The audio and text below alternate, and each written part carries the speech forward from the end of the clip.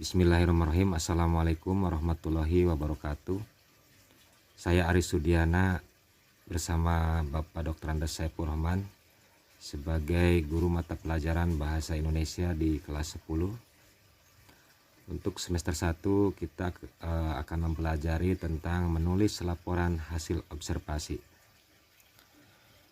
Pada pertemuan sebelumnya kalian sudah mempelajari tentang struktur teks laporan hasil observasi, di mana ada istilah definisi umum, definisi bagian, definisi manfaat, kemudian ada penutup atau simpulan.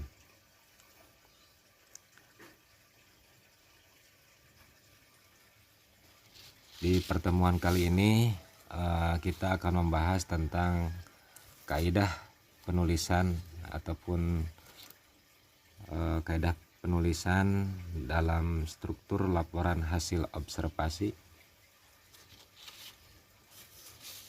Di sini ada beberapa unsur kebahasaan yang akan kita pelajari.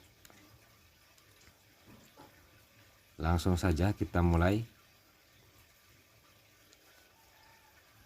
Dalam laporan hasil observasi ada istilah kata dan prasa.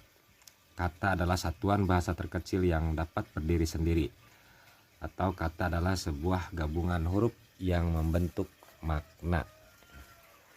Sedangkan prasa adalah gabungan dua buah kata atau lebih yang memiliki fungsi baru atau memiliki makna.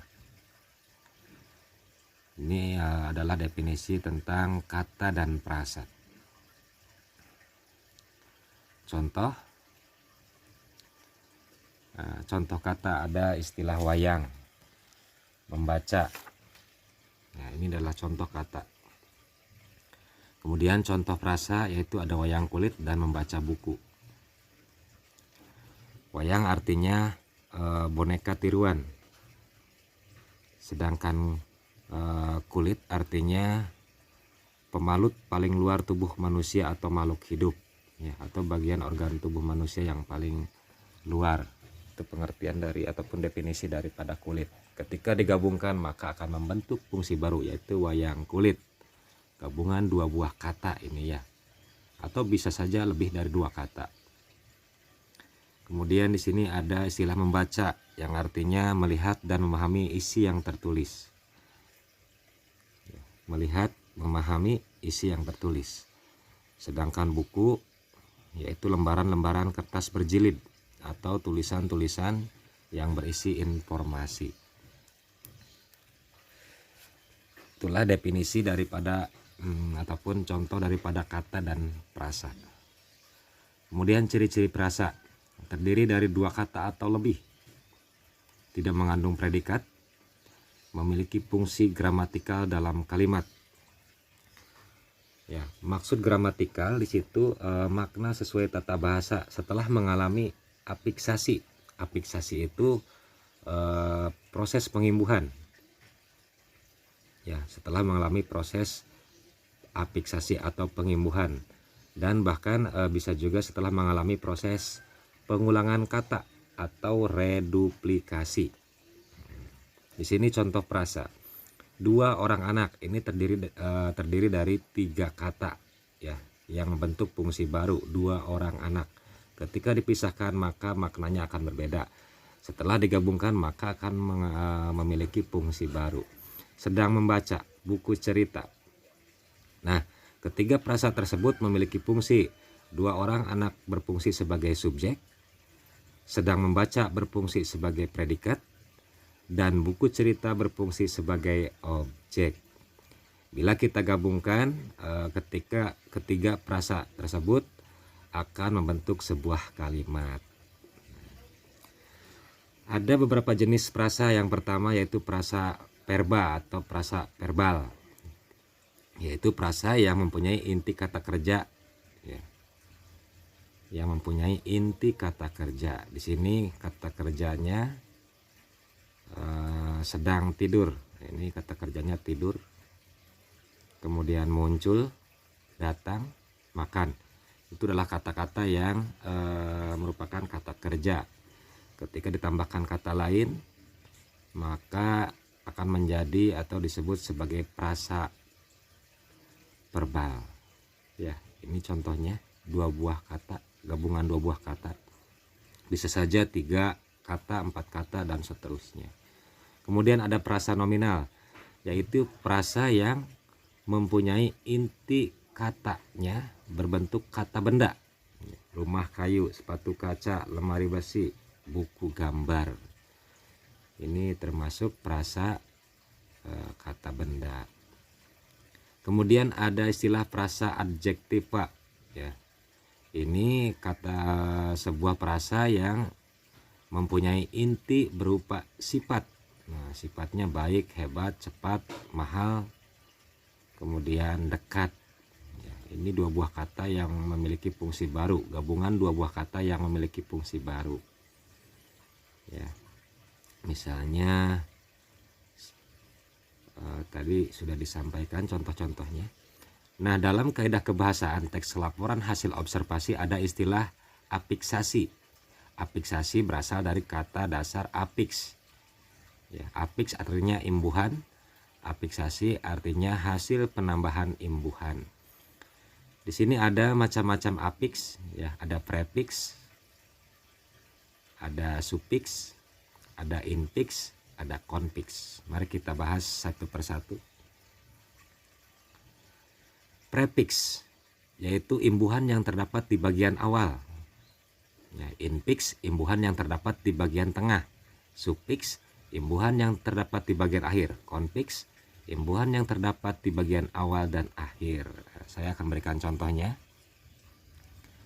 Nah, ini prefiks imbuhan yang terdapat di bagian awal. Berlari, ya, kata dasarnya lari, imbuhannya ber. Ini imbuhan lari sebagai kata dasarnya. Kemudian ada istilah menulis, kata dasarnya tulis. Imbuhan di depannya adalah me, ya, kata dasarnya tulis. Ini kata dasarnya tulis, imbuhannya me nasal. Kemudian dijemput, petinju, ya, ini imbuhannya pe, kata dasarnya tinju. Tersenyum, kata dasarnya senyum, imbuhannya ter. Ya, imbuhan yang berada di depan disebut adalah prefiks. Kemudian infiks, imbuhan yang terdapat di tengah-tengah kata. Ya, kata dasarnya sidik, imbuhannya selidik. Kemudian telunjuk. Nah, kata dasarnya tunjuk, imbuhannya l. Kemudian serabut. Ya, kata dasarnya sabut, imbuhannya r. Gendang, genderang. Nah, ini imbuhannya r. Kemudian getar, ya, imbuhannya gemetar, imbuhannya am atau me. Kemudian kata dasar jari, ya, ketika ada imbuhan di sini biasanya kita ketemui, terkadang kita temui tulisan jemari, ya, ataupun temali, kata dasarnya tali, ya. Kemudian sufiks, imbuhan yang terdapat di bagian akhir kata. Nah, ini imbuhannya an, kata dasarnya ayun. Kemudian imbuhannya i, kata dasarnya cabut, ya, cabuti. Kemudian pustakawan, ya, kata dasarnya pustaka. Kemudian imbuhannya wan. Siapakah? Biarlah, itu juga sama. Lanjut ke contoh terakhir, ya. Ada konfiks, imbuhan yang berada di awal dan di akhir. Imbuhan yang berada di awal dan di akhir, ya. Ada permintaan, kata dasarnya minta, imbuhannya per dan an. Kemudian keakraban, kata dasarnya ke dan an. Kemudian datang, imbuhannya me dan i. Kemudian terucapkan, kata dasarnya ucap, imbuhannya ter an, kan, ya, terkan. Saya ulangi, yaitu konfiks adalah imbuhan yang berada di awal dan di akhir. Nah, di sini ada kata berimbuhan. Contoh, disebut, kata dasarnya sebut, ya, ini jenisnya perba. Mengerjakan, ya, ini sebuah pekerjaan, ya, jenisnya perba. Kemudian kata dasarnya kerja, imbuhannya me, enasal, ya, enasal itu bisa menjadi meng, menge, men, ya. Kemudian contoh lain, kemampuan, kata dasarnya mampu, imbuhan awalnya ke an. Ini jenisnya nomina. Kata dasarnya mampu. Kemudian getaran, ya, getaran jenisnya nomina. Kata dasarnya getar, imbuhannya imbuhan an. Menyusui, nah, ini jenisnya perba. Kemudian imbuhannya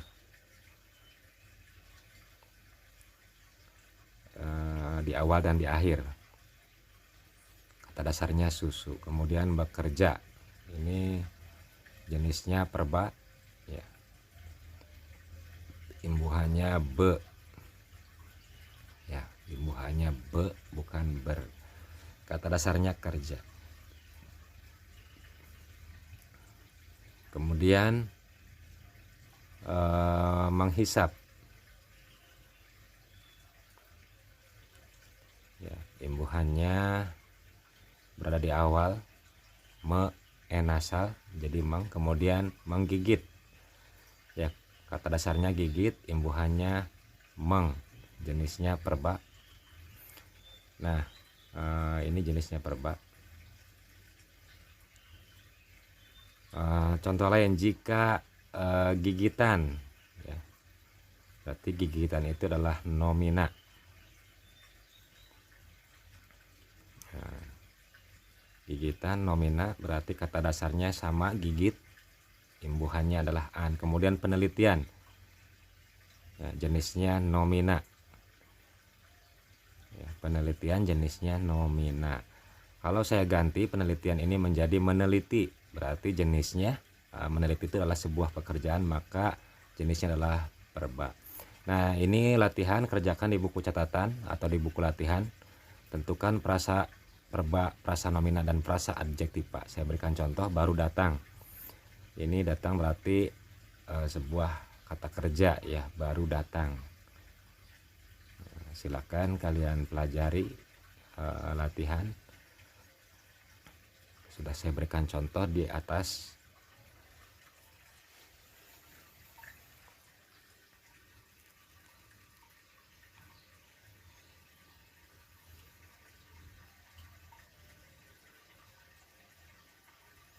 Kemudian latihan yang kedua, ubahlah ke dalam perba dan nomina dengan proses pengimbuhan atau afiksasi. Nah, di sini ada kata dasar, yaitu kata dasarnya kata, ataupun kata dasarnya hasil.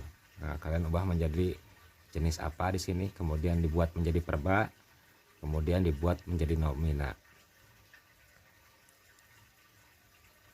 Ya. Di sini ada contoh kata, berarti nomina dibuat menjadi perbanya berkata,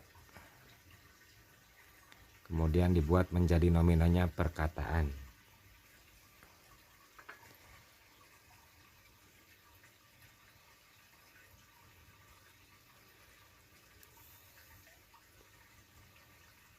Di sini bangun, saya berikan contoh bangun, ya. Nah, misalkan jenisnya bangun adalah perba, buka juga perba. Nah, kalian buatkan, teruskan ke dalam perba dan nomina.